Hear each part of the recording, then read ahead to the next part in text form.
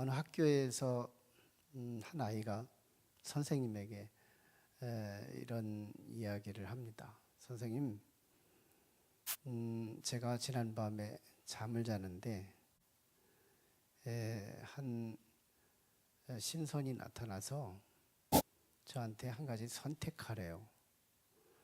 내가 지혜를 줄까, 재물을 줄까? 그때 참 어떤 걸 선택해야 할지 몰라서 방황하다가 잠을 깨서 선택을 못했어요.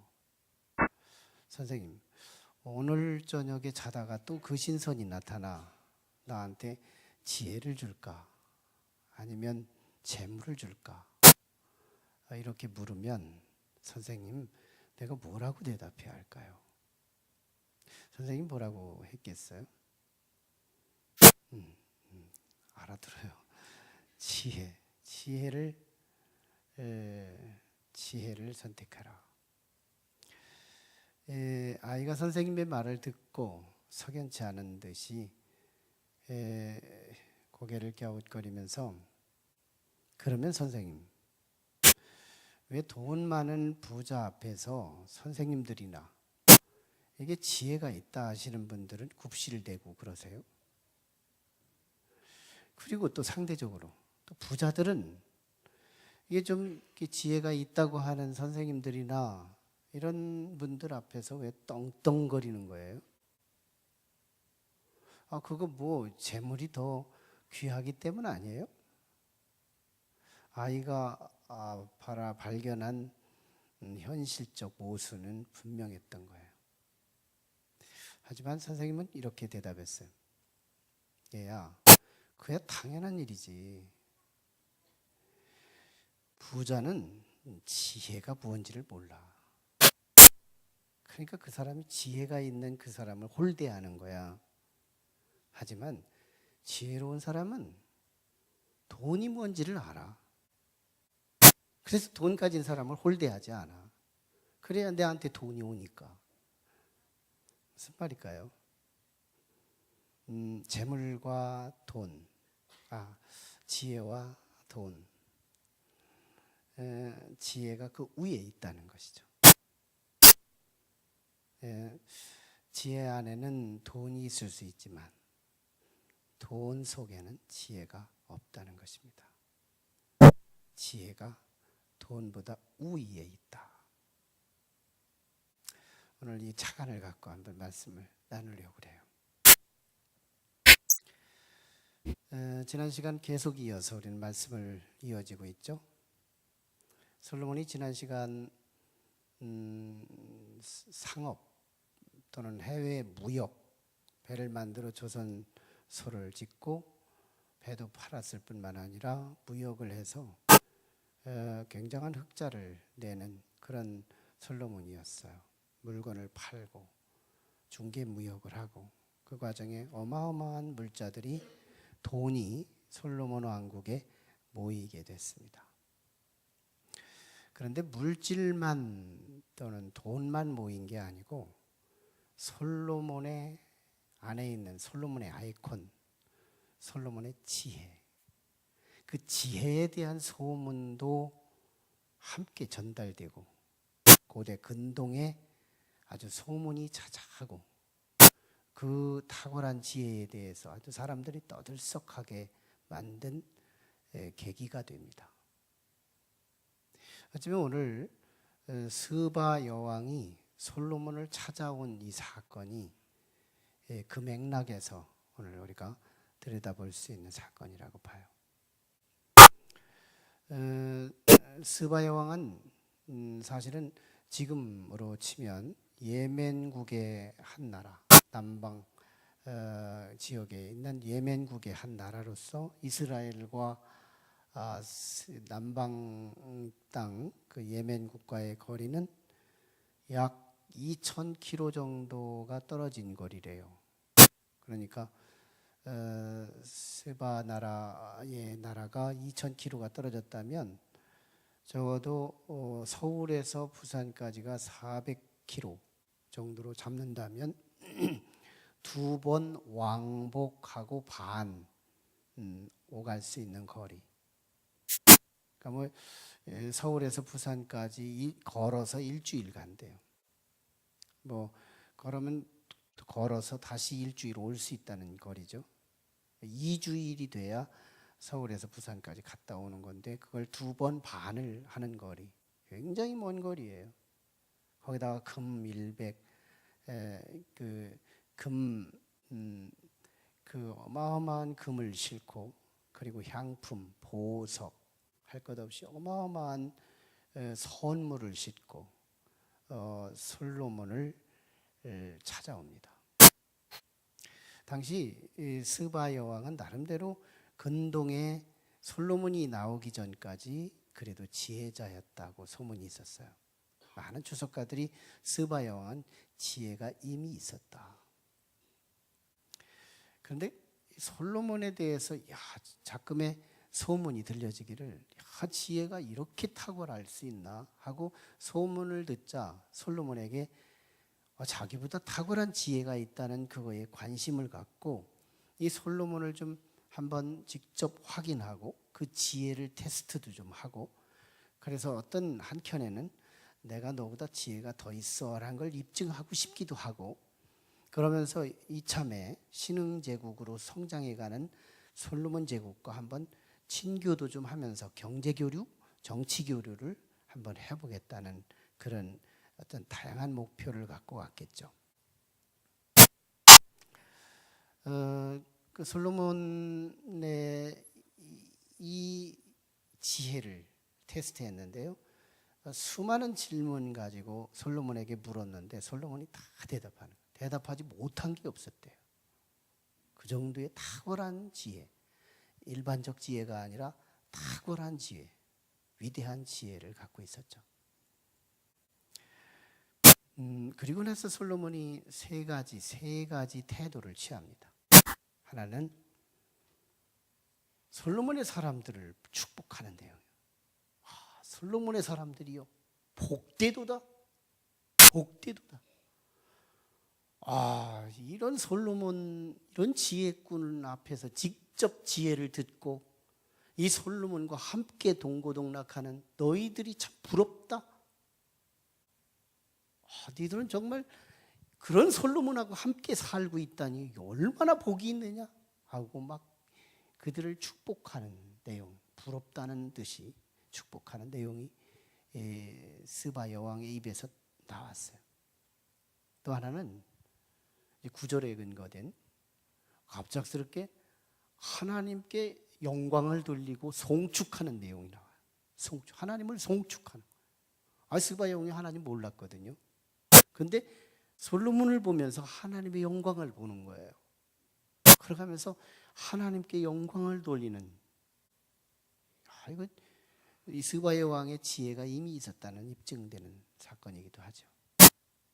그리고 마치 강의료 쪽으로 참 어마어마한 금 달란트를 120달란트를 준비해서 주고요.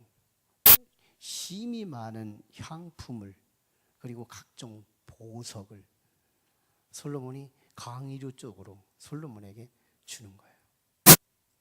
솔로몬이 얼마나 기뻤겠어요. 내 지혜를 알아주는 것만도 이 자존감이 막 쭉 올라갈 텐데, 그런데 얼마나 이 솔로몬이 좋았는지 일반적인 국내외 국빈들이 왔을 때 주는 아주 일상적으로 국가가 주는 선물, 이미 준비된 선물이 있었는데요. 물량도 퀄리티도 똑같이 준비된 선물이 있었는데 그 준비된 것보다 훨씬 더 달라는 대로 다 줬대요. 그만큼 솔로몬이 기분이 유쾌했다는 거예요. 이런 내용을 오늘 담고 있으면서 14절에서 29절까지 쭉 보면 이 지혜와 이웃 본문을 엮어서 이 물질, 어마어마한 물질이 소개되거든요. 솔로몬의 휘하 병사들, 수비 병사들이 가지고 있는 크고 작은 방패만 해도 다 금으로 만들었대. 그 정도로 금을 물쓰듯한 시대였는데요.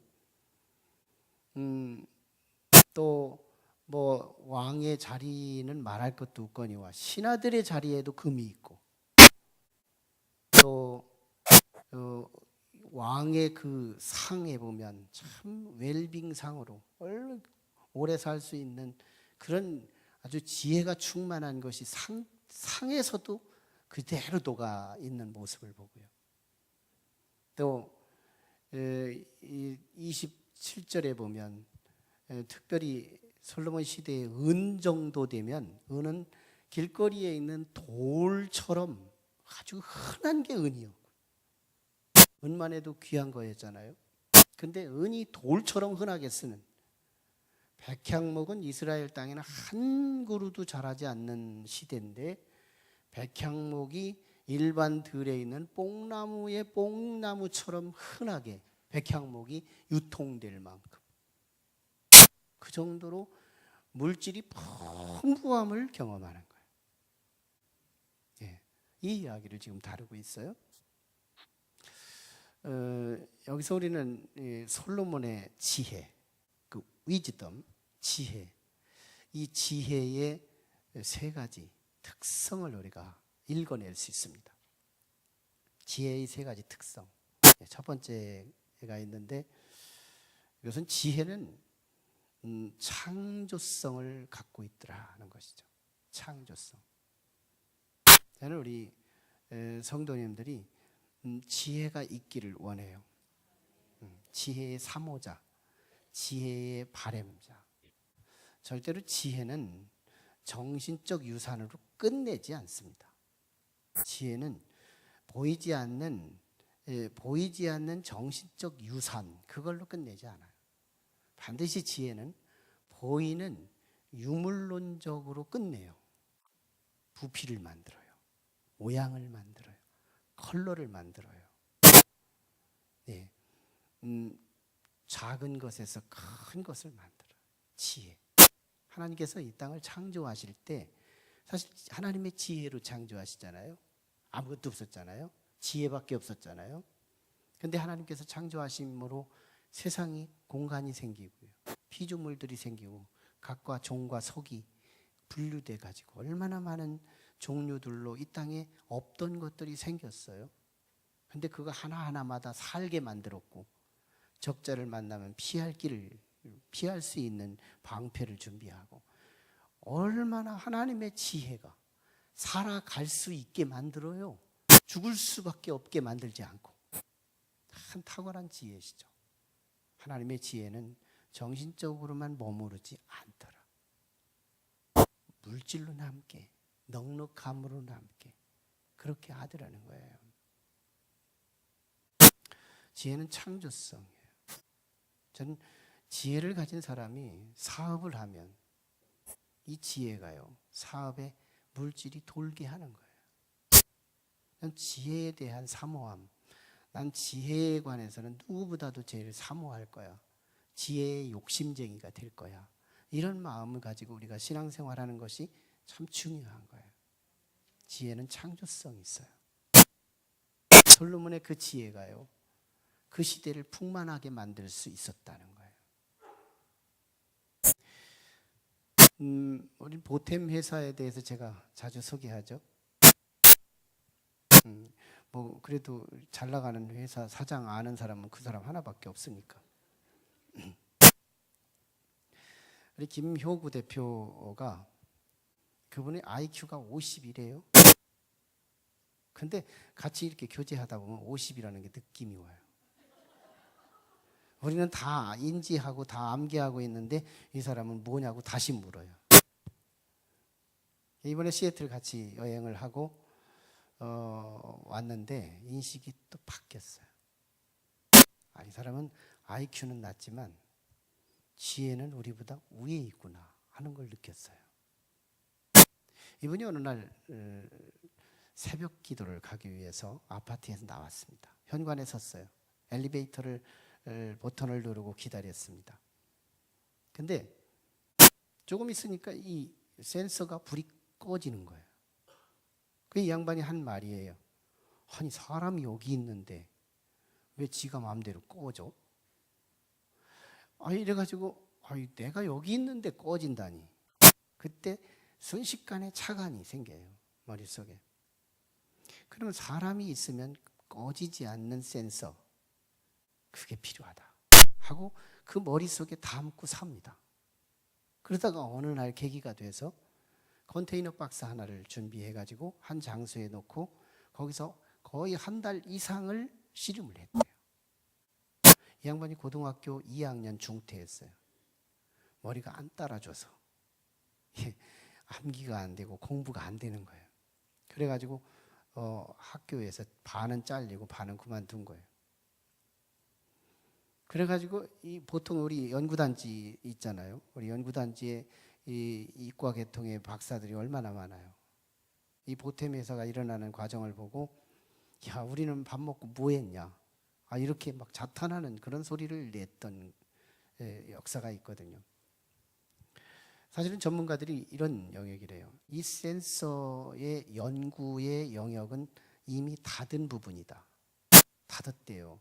더 이상 이쪽은 개발을 안 하겠다는 거예요. 연구원들이 개발을 이미 닫아놓은 부분이에요. 여기는 생산성도 없고 경제성도 없으니 이쪽은 열지 않겠다, 이렇게 한 거예요. 근데 이분은 고등학교 2학년, 3학년만 나와서도 조금 유식해가지고 이 닫은 걸 알고 개발하지 않았을 텐데 무식해가지고 이걸 열기 시작한 거예요. 그래서 컨테이너 박스에서 수습강 모조품을 하나 만들었어요. 그리고는 컴퓨터 그래픽 하는 분한테 요걸 한번 좀 컴퓨터 도면을 한번 만들 수 있겠느냐 했더니 금방 만들어 가지고 온 거예요. 그래서 이걸 어떤 공장, 만들 수 있는 사람한테 이 도면을 갖다 줬더니 만들어 내더라는 거예요. 그래가지고 최초로 팔은 건물이 어디냐면 세로남교회, 얼마 전에 여기다 도로가에 지었잖아요. 좀 10년 넘었죠. 근데 세로남교회를 지을 때 화장실에다가 첫 선물로 넣은 거예요. 그래가지고 세로남교회가 우리 세계적으로 최초로 이 보탬 그 에너지 컵이 들어간 거거든요. 그래가지고 저 세로남교회가 잘 되고 있다는 이 하나의 예시품을 가지고 사람들에게 홍보해가지고 지금은 청와대에도 있고요. 모든 건축하시는 분들은 이 에너지 컵을 모르는 사람이 없어요. KT가 이미 조인해서 같이 상품을 거래하고 있고, 지금 뭐 중국, 미국 할 것 없이 일본 여러 나라에 해서 지금 수백억이 1년 매출이 이루어지게 돼요. 그래서 우리가 이제 여행하다가 당신은 놀아도 한 시간에 몇 천만 원씩 들어오는데, 놀아도 한 시간에 몇 천만 원씩 들어오는 거예요. 우리는 놀면 지출밖에 안 되는데 이러고서 놀 때가 있었다니까요. 참 그분에게 지혜가 있어요.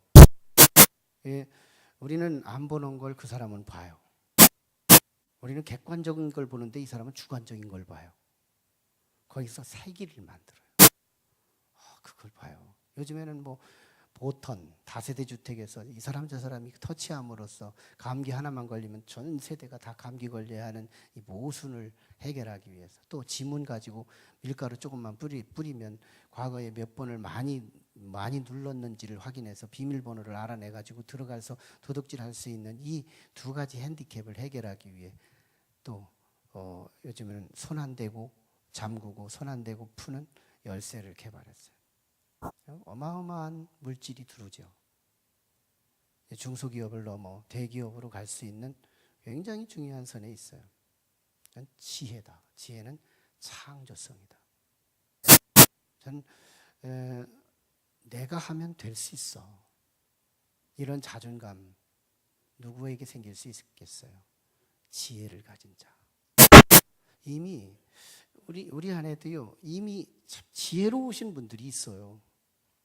우리는 없고 그분만 있고 솔로몬만 있고 우리는 전무하고, 이게 아니에요. 우리 조금씩 다 있어요. 지혜. 내가 뭐 하면 되더라는 거예요. 지혜는 되게 해요.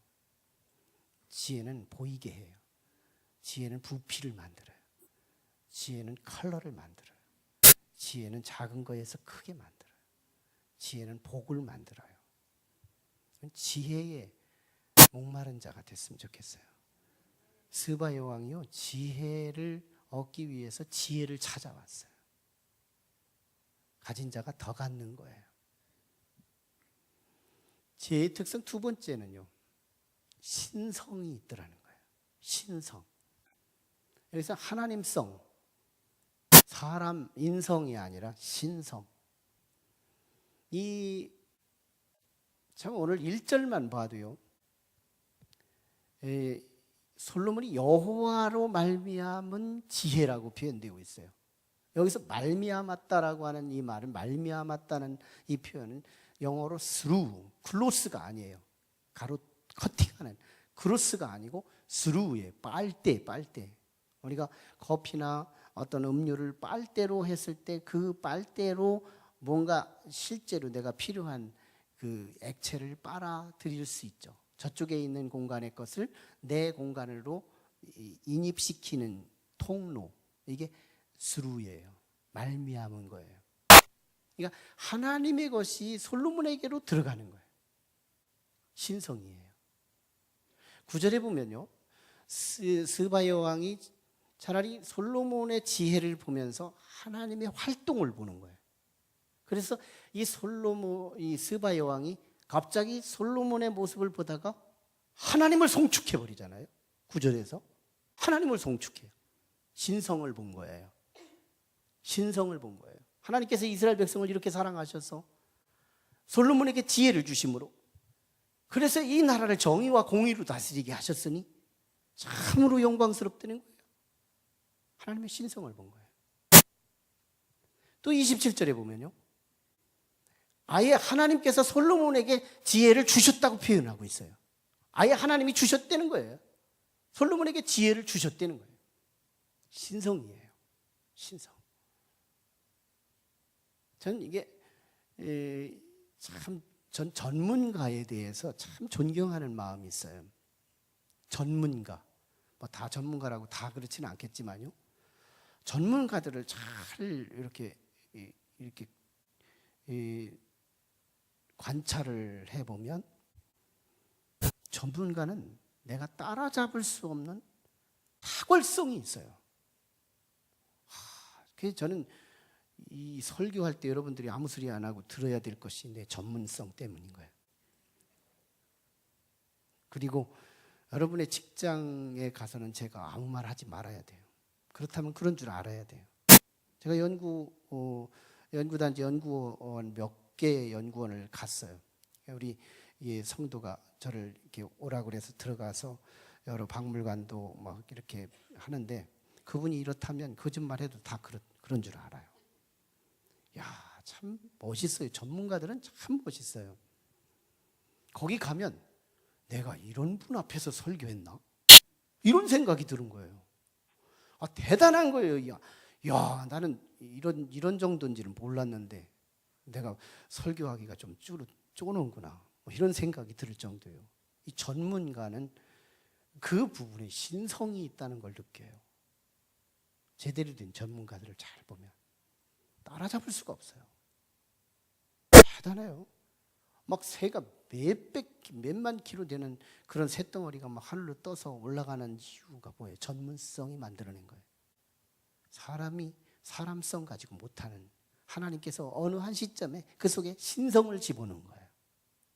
이걸 우리는 쉽게 말해서 천재성이라고 말하죠. 하늘에서 그 천재성이 하늘에서 준 거라는 거죠. 신성이 있어요. 지혜의 신성. 사람으로는 할 수 없는 그것을요, 하나님으로는 할 수 있게 해요. 그 신성이 내 안에 들어온다면 나의 한계를 타게 해요. 나의 부족함에 지치지 않게 해요. 어려운 환경 속에서도 소망을 뚫어봐요. 이게 지혜예요. 지혜를 필요로 해야 돼요. 스바 여왕이 원래 지혜꾼이잖아요. 지혜꾼이 지혜를 필요로 하니 더 지혜로워지더라는 거예요. 여러분, 이 지혜는 들어올 수 있는, 지혜를 우리가 흡입할 수 있는 채널이 3가지가 있어요. 첫째가 성경을 사랑하라는 거예요. 성경을 많이 읽으라는 게 아니에요. 성경을 사랑하라. 저는 성경을 사랑함으로 인해서 제게 그나마 조금 지혜 있어요. 제가 어릴 적에 저를 만난 사람들 보면 저를 보고 깜짝 놀래요. 저하고 몇 번 대화를 또 해보면 네가 어릴 적 개냐? 그래요. 달라졌다는 거예요. 왜요? 저는 매일 성경을 안 읽을 때가 없어요. 성경 가지고 씨름하니까. 성경 가지고 살아요. 그렇다고 많이 읽었다고 교만 떨지도 않아요. 많이 읽었다고 하는 사람들은 난 존경하지 않아요. 성경을 사랑한다는 거예요. 내 삶에 엉킨 것이 있으면 성경에서 풀어요. 성경에서 답을 구해요. 성경을 사랑하는 사람한테 지혜가 인입되더라는 거예요. 성경은 하나님의 지혜가 녹아있는 광산과도 같아요. 그래서 지혜를 채굴하고자 한다면 성경을 가까이 하는 거예요. 성경을 가까이 하면 이상하죠. 지혜로워요. 누가 계란을 세울 수 있대요. 그래서 세우라고 했더니 계란을 조금 깨더니 세워놔요. 그랬더니 뭐라고 공격하느냐면 이놈아 그 정도는 나도 할 줄 알아. 할 줄 아는데 왜 지금까지 못했어? 지혜가 없으니까요. 지혜는 할 수 없어도 하게 하는 거예요. 한계한테 갇히지 않아요. 한계가 있을 때 지혜는 탁월성을 드러내요. 지혜는 한계가 있을 때 소망을 만들어요. 지혜는 한계가 불행하게 만들지 않아요. 지혜는 나의 삶 속에 어떤 상황 속에서 소망이 깨지지 않아요. 그래서 우리는 지혜가 필요한 건데요. 이 지혜의 광산은 성경인 거예요. 하나님 말씀을 사랑하라. 설교 듣기를 사랑하라. 하나님 말씀 읽기를 사랑하라. 하나님 말씀 듣는 걸 즐겨하라. 그리고 그 성경에서 내 인생을 물어라. 그리고 거기서 대답하는 소리를 들으라. 지혜가 생겨요. 어마어마한 지혜가 생겨요. 그리고 하나님 말씀을 읽고 기도하라. 그 또한 기도가요, 내게 지혜가 인입되는 통로가 되더라는 거예요. 예수님의 제자들이요, 예수님을 따라다니던 3년 반 동안의 생애가 얼마나 화려하고 얼마나 이적과 표적을 본 자극스러운 신앙생활이었겠어요. 그런데요, 예수님의 제자들은 3년 반 동안의 사역은 실패로 돌아가요. 왜? 어리석으니까. 어리석었어요. 지혜를 선물로 받지 못한 시기였어요. 왜? 예수님께서 대속에 그토록 사랑을 증명하기 위해 십자가에 죽어주셨는데 자기들도 죽을까 봐 뿔뿔이 도망갔잖아요. 3년 반의 결과가 도망이었어요. 왜? 어리석었으니까. 그때 자기도 죽으면 죽으리다 하고 같이, 어차피 나중에 순교해서 다 죽거든요. 근데 죽으면 죽겠다고 그때 갔어야 되는데 지혜가 없으니까 못 가는 거예요. 근데 언제 지혜가 임했는지 아세요?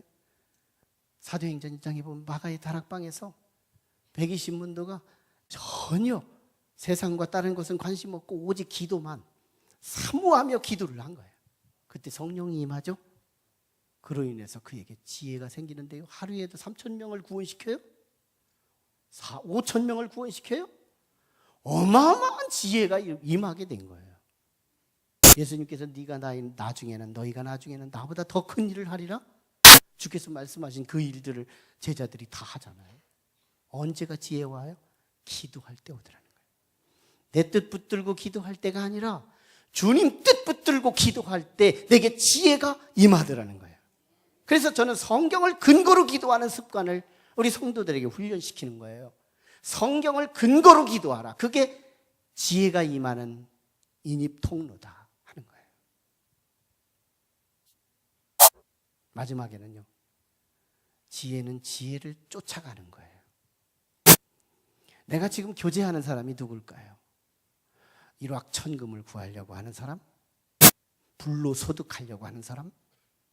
약삭 빠른 사람? 사기꾼 같은 사람? 놀기를 좋아하는 사람? 어리석은 거예요. 지금 나는 지혜를 선택하고 사는지 어리석음을 선택하고 사는지는 내 교제권을 보면 알아요. 지혜로운 사람은 지혜자를 찾아가는 거예요. 스바 여왕이 솔로몬을 찾은 이 사건이 가장 대표적인 사건이죠. 그뿐인가요? 24절에 보면 스바 여왕만 솔로몬을 찾아온 게 아니라 세상 모든 사람들이 찾아왔다는 거예요. 올 때마다 돈을 주고 올 때마다 금을 주고 올 때마다 막 조공물을 바치기 시작하는 거예요. 솔로몬을 구경하기 위해서 왔다는 거예요. 돈이 생긴다는 거예요. 왜? 지혜자는 지혜자를 알아보고요, 지혜자를 교제하기를 좋아한다는 거예요. 오늘 우리는 지혜자를 가까이 하는 축복이 있기를 원합니다. 그 지혜자가 누군지는 다음 이야기지만요. 세 번째 특성이 있어요. 신성을 넘어 그리스도성이 있다는 겁니다. 그리스도성. 그리스도는 세 가지 기능을 하고 있죠. 왕적 기능, 제사장적 기능, 선지자적 기능. 세 가지를 한꺼번에 말하는 아이콘 언어가 그리스도예요. 히브리어로는 메시아라고 해요. 근데 이 메시아가 나타나면 이스라엘은 속국에서 해방되고요, 가난에서 구원되고요, 질병에서 치유되고요, 소경은 눈을 뜨고요, 죽은 자는 살아난다. 이게 이스라엘 이사야서, 요엘서의 예언들이었어요. 메시아가 나타나기만 하면 우리 역사는 바뀐다. 이게 메시아 희망 사상이었어요.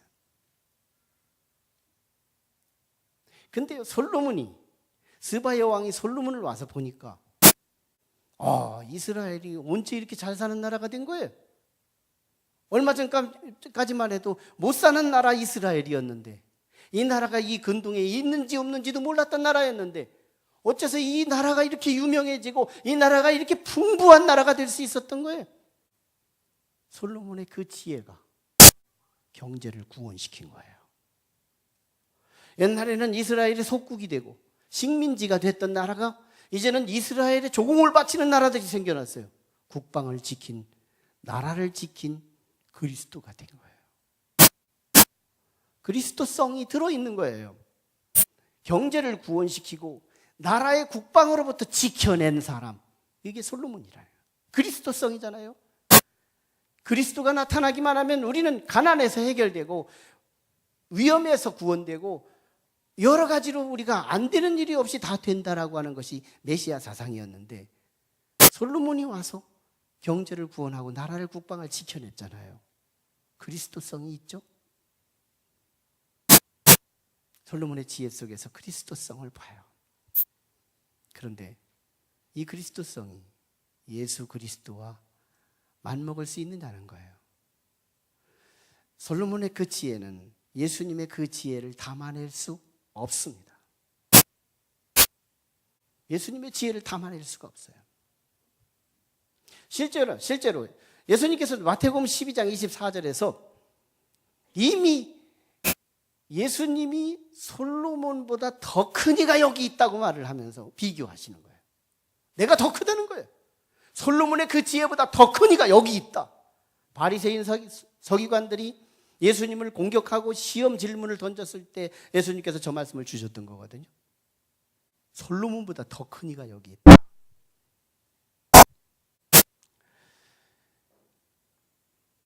우리는 예수 그리스도가 더 큰 그리스도성인데요, 예수님은 사실은 우리의 영혼을 구원하고 우리의 육신을 구원하고 우리의 마음, 정신을 구원하고 우리의 환경을 구원하고 우리의 개인을 구원하고 우리의 사회를 구원하고 우리의 민족을 구원하고 우리의 열방을 구원하는 전인적이면서도 항존적인 구세주 예수 그리스도인 거예요. 그러므로 솔로몬이 따라잡을 수가 없는 그분보다 훨씬 큰 그리스도성이 있었던 거예요. 스바 여왕이요, 예수님께서 그렇게 말씀하신 거예요. 당시 예수님을 막 박대하고 박해하는 사람들을 향하여 이런 말씀을 했어요. 이놈들아, 너희는 장차 심판 때 스바 여왕이 너희한테 욕할 거야. 진노할 거야. 이 말을 오늘 현대어로 제가 말을 풀으면 스바의 왕이 우리를 예수 그리스도를 홀대하는 사람, 예수 그리스도를 별 값이 없이 생각하는 사람을 향하여서 뭐라고 말할 것이냐. 스바의 왕의 말을 제가 빌릴게요. 야, 이 바보 같은 놈들아. 나는 예수님보다 훨씬 못한 지혜자 솔로몬을 보고서도 나 하나님의 움직임을 봤다. 그래서 나 하나님 믿었어. 근데 너희는 솔로몬보다 훨씬 탁월한 그 지혜자 앞에서도 하나님을 못 봤어? 이 바보 같고 쪼다 같은 사람들아, 이렇게 욕한다는 거예요. 정말 우리는 솔로몬보다 훨씬 탁월하신 그분 앞에서도 하나님의 영광을 보지 못하는데, 스바의 왕은 예수님보다 훨씬 못한 그 캐릭터 앞에서도 하나님의 영광을 보고 영광 돌리고 찬양하며 송축했더라는 거예요. 옛날에 TV에서 이런 프로그램이 있었죠. 명품 진품이라는. 그래서 명품 진품이라는 프로에서 그 전문가들이 나와가지고 아무것도 아닌 것 같은데 이상하기는 한데 나는 알아볼 수 없어서 이 텔레비전에 갖고 나와요. 그러면 여러 전문가들이 감정을 해가지고 어느 한순간 이것이 들어올 때는 의아한 물음표를 갖고 들어왔다가 방송이 끝날 때쯤 되면 진품이 돼가지고요, 어마어마한 가치로 상승되는 사례가 우리는 그 프로그램에서 우리가 발견했어요. 거기서 한 얘기 중에 하나는요, 옛날에 가끔씩요, 엿주고 산 고물이 이걸 엿장수가 갑작스럽게 일확 부자가 된 경우가 있었다는 거예요. 왜? 엿을 주고 사서 전문가한테 가서 감정을 했더니 이것이 어느 황실에서 귀하게 쓰던 그릇 중에 하나였다는 거예요. 그래서 이걸 팔아가지고 고가에 팔아서 땅을 사고 부자가 됐다고 하는 그런 일화인데요, 여기서 한 교훈이 있어요.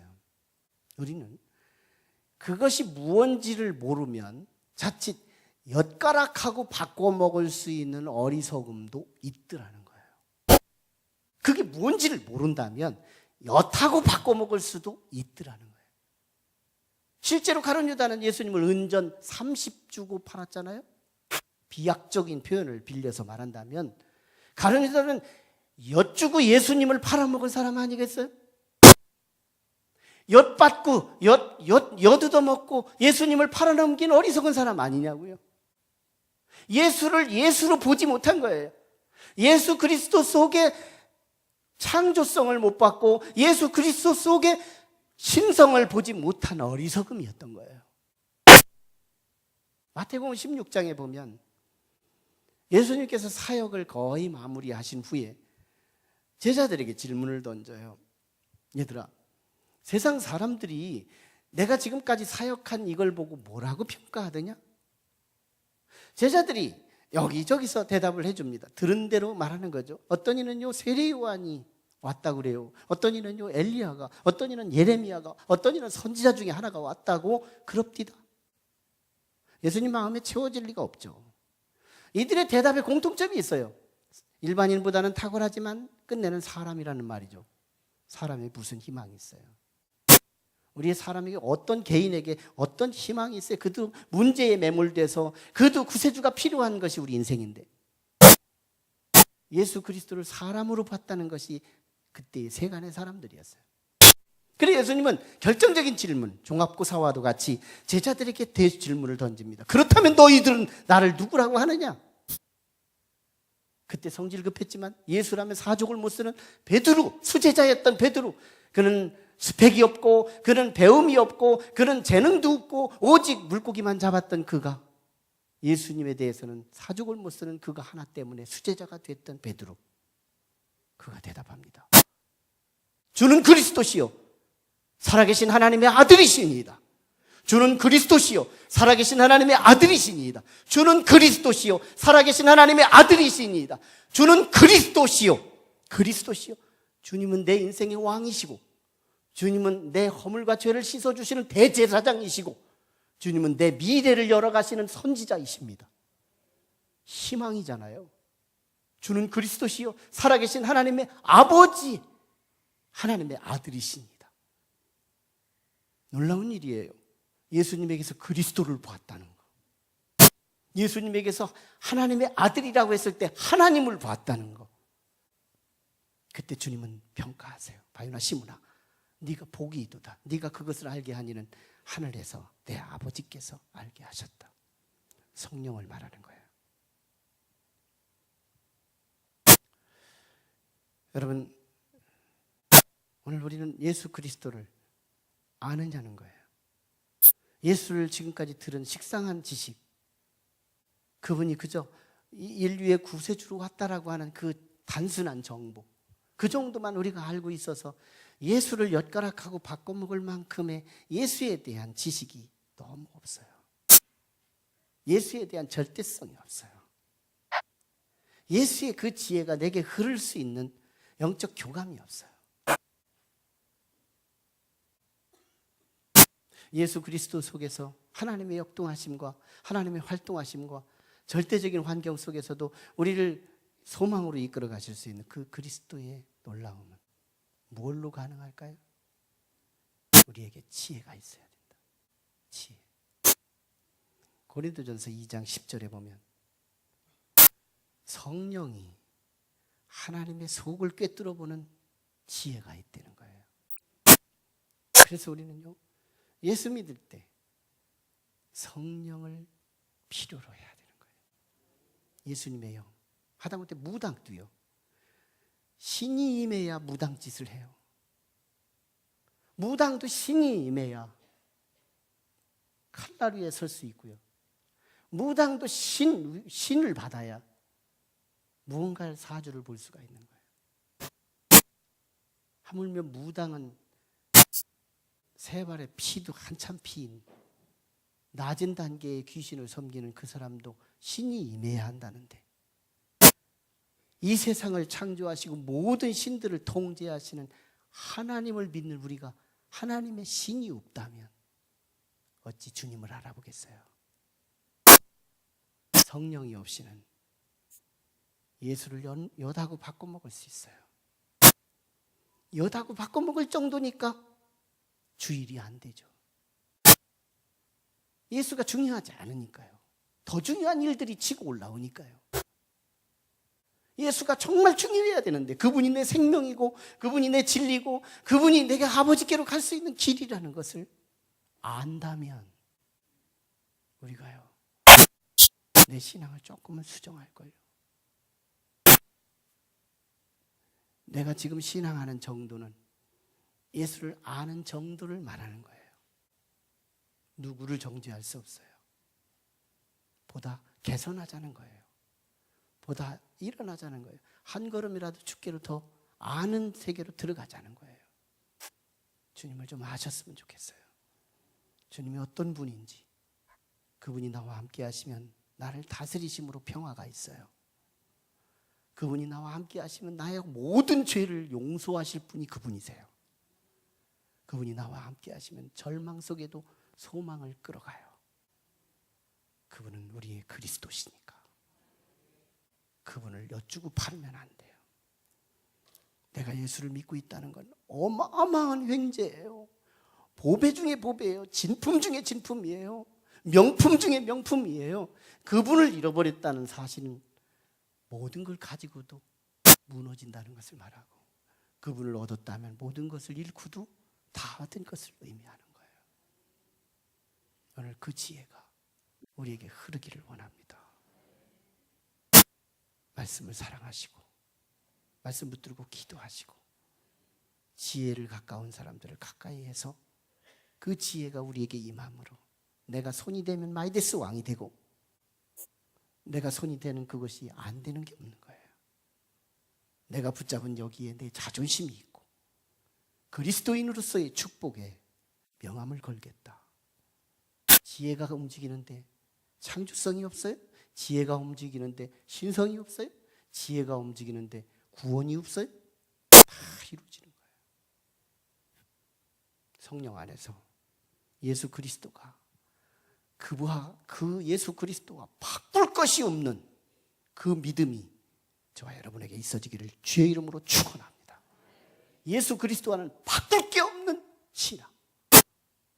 엿가락 하나하고도 바꿀 수 있는 사람들이 있는가 하면 어떤 부동산 지구덩어리 다 주고 또 예수하고는 바꾸지 않겠다는 이 절대적인 확정된 믿음, 이 믿음이 우리에게 필요한 거예요. 기도하겠습니다. 하나님, 오늘 우리에게 지혜를 좀 주세요. 지혜 얻기 위해서 이제 앞으로 채널 3가지를 붙겠습니다. 말씀 사랑할게요. 그리고 말씀 붙들고 내가 늘 기도하며 지혜가 임하기를 소원할게요. 그리고 지혜가 있는 사람이라면 언제나 내 친구가 되고 지혜 있는 사람을 가까이 함으로 예수 그리스도가 지혜에 충만함이시기에 우리는 예수를 가까이 하는 이유가 바로 거기 있습니다. 하나님, 예수를 가까이 하다가 우리는 모든 구원이 이루어져요. 이미 예수를 가지고 천국 간 사람들이 있고 예수로 인하여 지금도 가고 있는 사람이 있으며 앞으로도 그 예수님 때문에 우리는 천국에 갈 수 있습니다.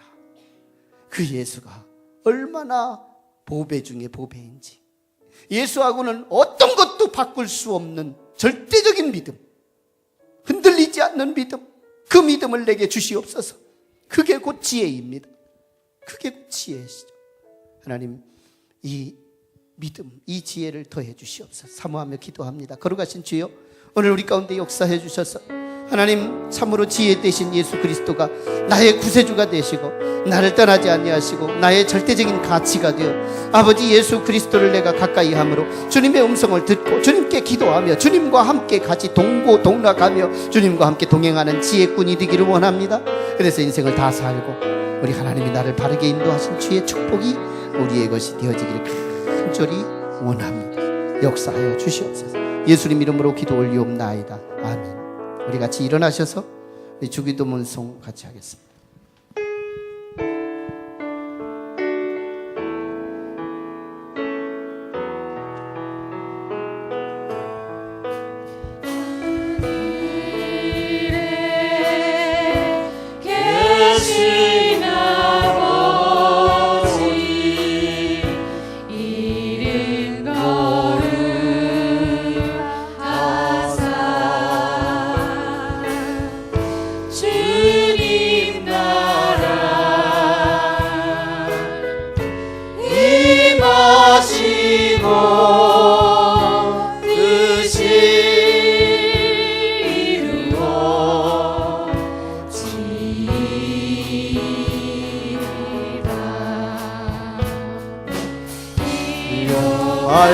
알양식 주시고 우리들의 큰 죄 다 용서하옵시고